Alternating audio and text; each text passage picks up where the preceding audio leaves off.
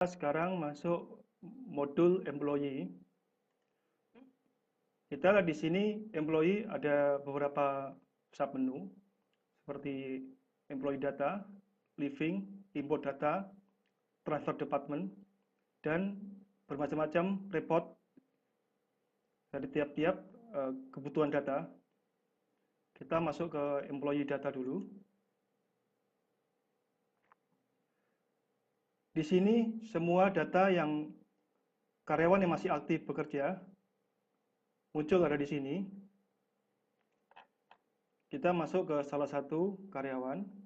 Lihat di sini ada gambar kunci seperti yang saya sebutkan sebelumnya. Artinya nama atas Tina Sri ini sedang dibuka atau lagi di-lock oleh admin yang lain. Apabila kita bukan seorang full admin, kita tidak akan bisa mengedit, kecuali hanya bisa view. Di sini ada kolom preview, itu fungsinya untuk melihat data karyawan secara penuh tanpa harus ngeklik submenu dari menu employee data. Kita masuk ke contoh dulu. Salah satunya misalkan si ini Anisukesi. Oke. Lihat di sini adalah setup untuk semua karyawan. Di sini adalah semua keterangan yang berhubungan dengan karyawan. Apabila kita mengklik yang tadi preview, tidak akan muncul menu-menu seperti ini. Kecuali satu lembar ini langsung berisi semua data karyawan tersebut. Kita keluar, kita lihat seperti apa. Nah, ini ada contoh preview yang muncul apabila kita mengklik tombol atau pilihan preview. Jadi HR sendiri, dari admin sendiri, akan mudah melihat data apabila diperlukan dengan cepat. Kita kembali ke menu sebelumnya. Kita masuk ke dalam lagi. Di sini di tab personal ada beberapa tab, yaitu personal, work, account, security, resign. Di personal, di sini kita bisa memilih karyawan tersebut, dia title-nya atau posisinya apa, job kategorinya dia masuk dalam apa, sesuai pilihan, gendernya, marital statusnya, tanggal lahirnya, tanggal lahir, nomor telepon, nomor mobile phone, identitas, golongan darah, kebangsaannya apa, kemudian alamatnya, kotanya, provinsinya, negara, agama, suku. Ini personal adalah semua yang berhubungan dengan personal karyawan itu sendiri. Kita masuk ke tab work. Di sini ada branch, itu artinya dia mengikut nama perusahaan itu sendiri. Misalkan perusahaan itu namanya ABCD, namanya juga ABCD. Misalkan ada 2 branch, nanti tinggal masukin, dan kemudian pilih mana dia itu ikut perusahaan mana. Aktif tab-nya, dia untuk overtime-nya bisa milih sesuai dengan posisi dia sebagai apa. Apabila tidak memerlukan overtime, tinggal no overtime. Nanti untuk aktif type, nanti kita masuk ke modul attendance agar lebih memahami. Kemudian work schedule, ini juga ada pilihan attendance bonus. Bila perusahaan memberikan tunjangan kehadiran bagi karyawan yang tidak pernah terlambat, itu bisa diberikan bonus di sini statusnya. Join date-nya kapan, leave balance-nya yang ada sekarang berapa, ini 0 karena memang data testing. Status karyawannya, terus kemudian dia direct atau indirect account berhubungan dengan nomor pajak seperti NPWP misalkan, asuransi, kemudian banknya, nomor rekening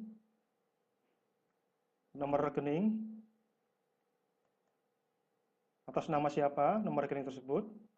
Kemudian kita masuk ke tab security. Ini fungsinya apabila di select yes, berarti ketika dia di setup tadi itu yang di workflow tadi itu akan muncul. Contohnya di sini workflow, and then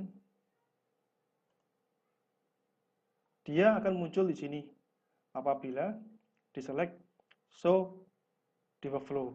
Apabila tidak, dia tidak akan pernah muncul di sini. Kita kembali lagi ke sana.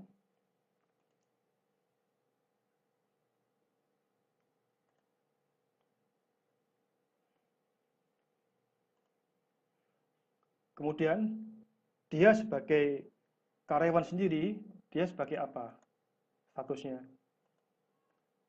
Emailnya apa? Passwordnya apa? Admin sendiri bisa mengubah password employee tersebut apabila misalkan lupa, tinggal mengganti di sini. Dan terakhir adalah tab resign. Statusnya ketika dia resign keluar, dia ada beberapa pilihan. Memang resign, habis kontrak, atau mungkin pensiun. Ini diperlukan untuk melihat laporan yang ada itu, misalkan ada yang keluar, itu karena alasan apa. Status aktif, yes atau no itu artinya bila masih aktif, masih bekerja, diselect yes. Apabila dia keluar, maka statusnya no. Kemudian ini tanggal resign, apabila masih bekerja, bisa diisi angka 999. Untuk tahunnya bisa diisi dengan angka 9999. Apabila resign, silakan diisi sesuai tanggal kapan karyawan tersebut keluar. Kemudian alasan resignnya apa dimasukkan di sini. Kemudian di sebelah kiri, ini ada beberapa sub lagi. Ini adalah keterangan dari karyawan itu sendiri. Contohnya seperti pendidikan. Dia apa saja pendidikannya bisa diisi di sini. Misalkan di SMA, SMP, kemudian training. Training apa ya? Misalkan selama dia bekerja di perusahaan tersebut, dia punya training, bisa dimasukkan sini. Atau mungkin dari perusahaan sebelumnya, bisa juga dimasukkan sini sebagai data perusahaan. Skill bisa dimasukkan, nama skill, contoh dia bisa menguasai bahasa tertentu atau keahlian tertentu bisa dimasukin. Kemudian berapa tahun dia berpengalaman, levelnya apa, intermediate atau advance, seperti yang telah kita setup di menu setting sebelumnya. Kemudian language, karyawan tersebut menguasai bahasa apa aja dengan skor yang diberikan nanti ketika pengisian. Speak misalnya nilai 10, rate 8, rate 9. Kemudian di sini work experience, itu misalkan ketika dia bekerja di perusahaan yang baru, apabila dia mempunyai pengalaman, bisa dimasukkan dalam data ini. Ya, tinggal masukin nama company apa sebelumnya, kapan, ya, perusahaan yang sebelumnya apa, bisnisnya, posisinya apa, role dia sebagai apa sebelumnya, terus gaji apabila dimasukkan, dan deskripsi dia bekerja apa. Ini tujuannya untuk melihat potensi dia sebelumnya. Kemudian karir history. Jadi misalkan karyawan tersebut ya posisi sekarang promosi, dikasih keterangan promosi dari posisi ini ke sini. Kapan ini dari dan sampai kapan.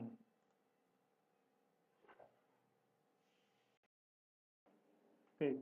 Kemudian data keluarga dimasukkan, nama-nama keluarga yang berhubungan dengan karyawan tersebut seperti orang tua, ayah, ibu, anak, istri, saudara.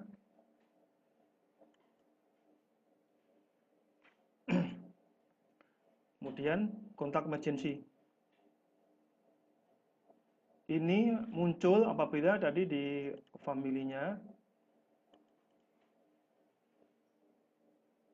diselect ini emergency-nya yes atau no. Apabila yes, maka akan muncul di kontak emergency.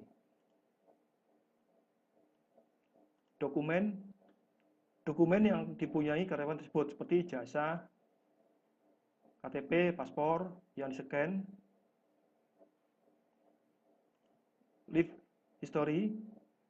Admin bisa melihat history cuti karyawan tersebut, fasilitasnya.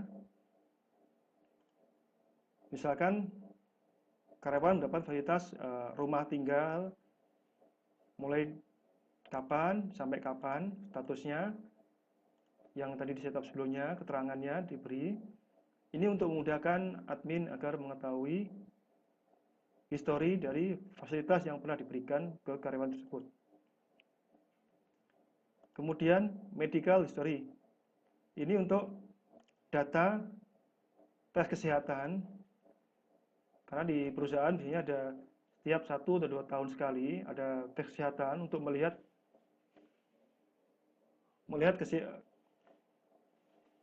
kesehatan dari karyawan tersebut.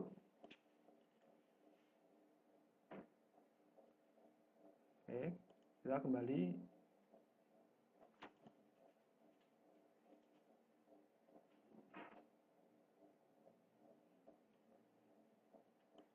Ini adalah data living, adalah data yang telah mengundurkan diri. Tinggal di-select dari sini. Jadi data-data yang sudah pernah mengundurkan diri bisa di-select. Karena dalam demo ini belum ada yang recent statusnya, jadi masih kosong. Data recent mulai kapan sampai kapan itu bisa dicari di sini.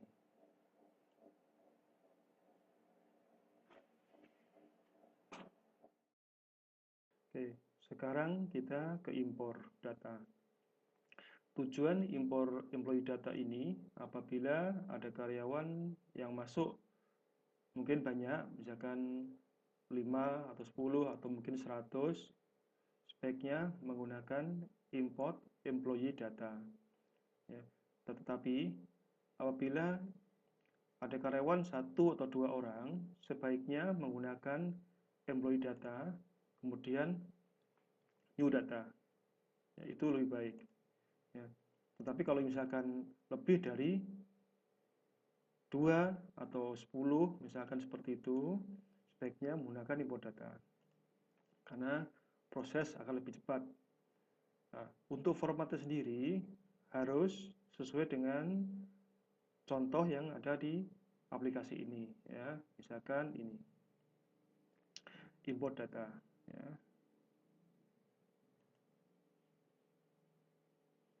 Oke, kita coba buka.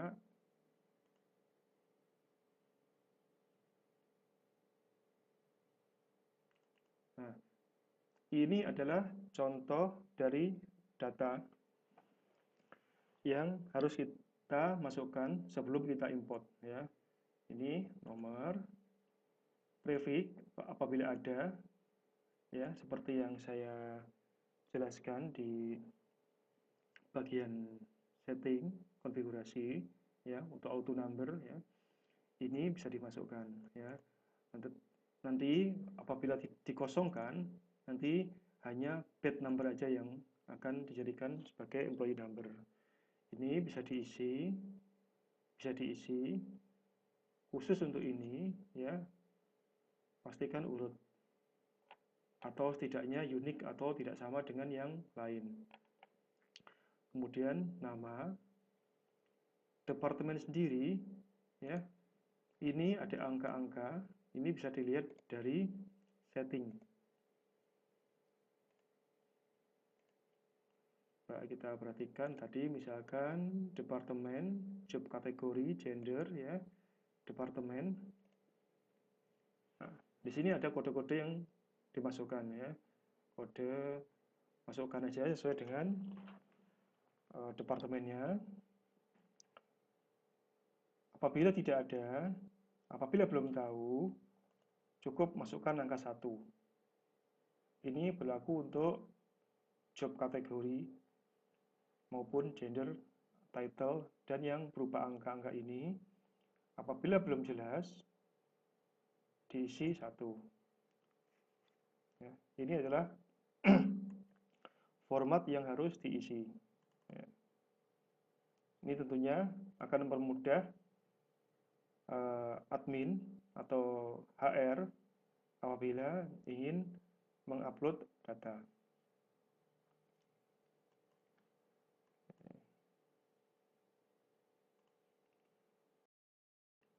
Baik, lanjut ke menu selanjutnya yaitu transfer department ya.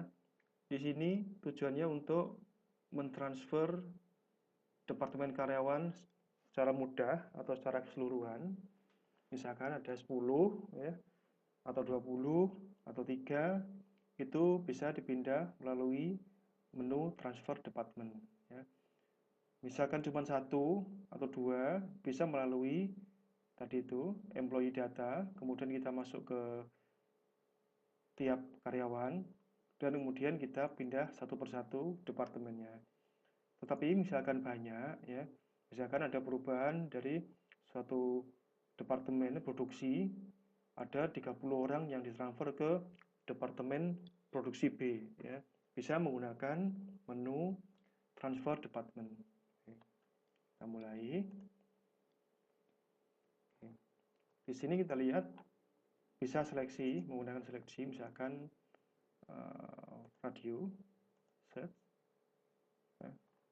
Nah, misalkan dari radio ini bisa dipindah, misalkan kita pindah 1, 2, 3, 7, 8, 10 ya. Kemudian kita select departemen mana yang akan ditransfer, pilih misalkan mouse, simpan.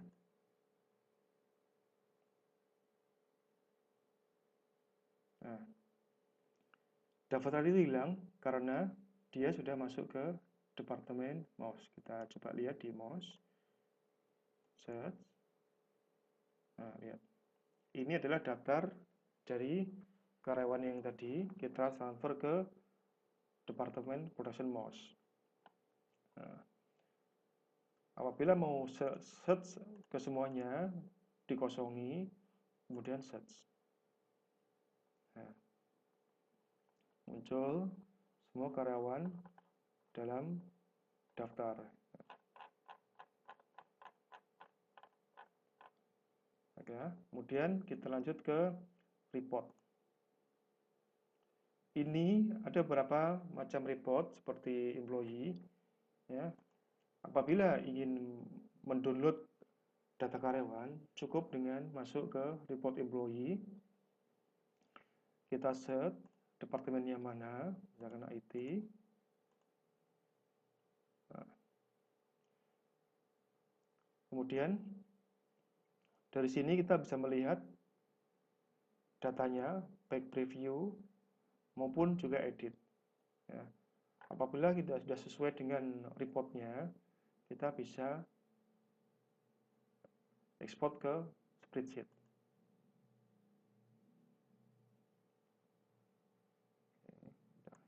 export. Kita lihat datanya. Nah, ini adalah data yang sudah diekspor tadi itu dari Departemen IT. Nah, data cukup lengkap.